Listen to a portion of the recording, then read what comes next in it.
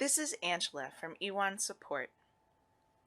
In this video, we will discuss user access control with Talk2M Pro.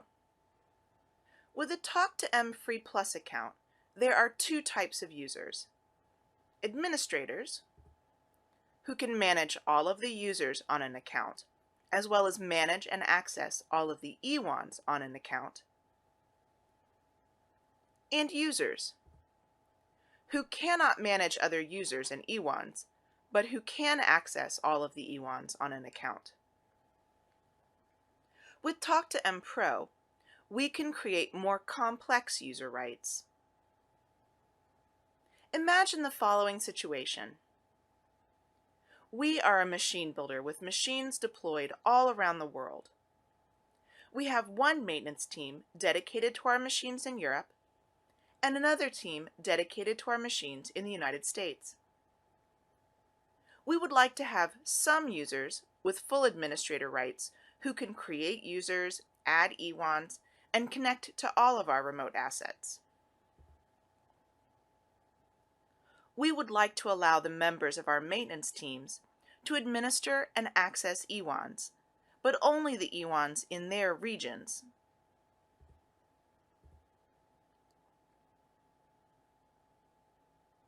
In addition, we'd like to provide our customers with M2Web access to their E1s, but we need to make sure they are restricted to only the E1s on their own machines. We would also like to have the regional maintenance teams manage the access rights for the users in their region. With Talk2M Pro, we can use user groups and E1 pools to easily create complex access control rules so that the right people can have the right access. With Talk2M Pro, user rights are defined in relation to user groups and E1 pools. Every E1 belongs to at least one E1 pool, and every user belongs to at least one user group. The groups a user belongs to determine their rights on different E1 pools and other user groups. When a user group is given rights to a particular E1 pool, they can be limited to just M2Web access, granted both eCatcher and M2Web access, allowed to access and modify existing E1s, or granted administrator rights on this pool. With administrator rights, the users in this group can access the E1s in the pool, as well as add, delete, and modify the E1s. User groups can also be granted administrator rights over other user groups.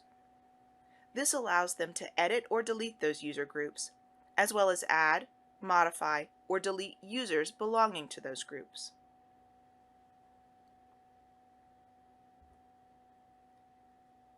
User groups can also be given special roles on the account and over their own user groups. If you are restricting which users can configure email and SMS usage through the Talk2M SMS and email relay service, use the operational roles to identify the permitted groups. More information about the Talk2M relay service is available on our support site. Admin roles let you specify whether this group can add new E1 pools, create new user groups, and administer their own user group. When a Talk2M Free Plus account becomes a Talk2M Pro account, all the existing E1s are put into a single E1 pool called Devices. The existing users are divided into two user groups.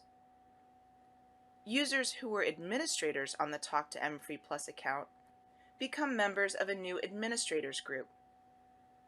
This group has all roles and permissions.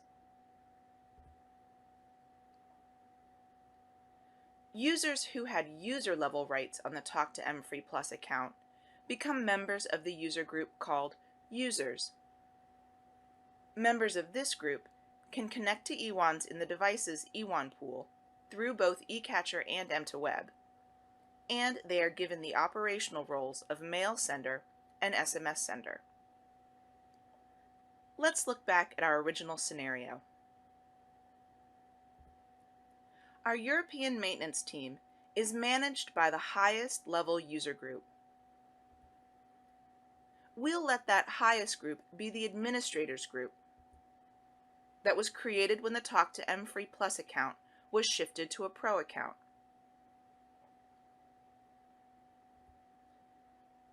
The European maintenance group also has administrator rights over the E1 pools associated with their customers' machines, and administrator rights over the user groups associated with their customers' users. The user group permissions for the European maintenance team would look like this. See our other videos for step-by-step instructions for configuring user groups and E1 pools. An E1 can belong to more than one E1 pool, and a user can belong to more than one user group. This allows us to make sure the right users can access the right remote assets with a single user login. User groups can also be used to grant or deny access to equipment behind the E1 using Talk2M Pro's firewall feature. More information about the firewall levels and user access rights available for Talk2M Pro is available on our support site.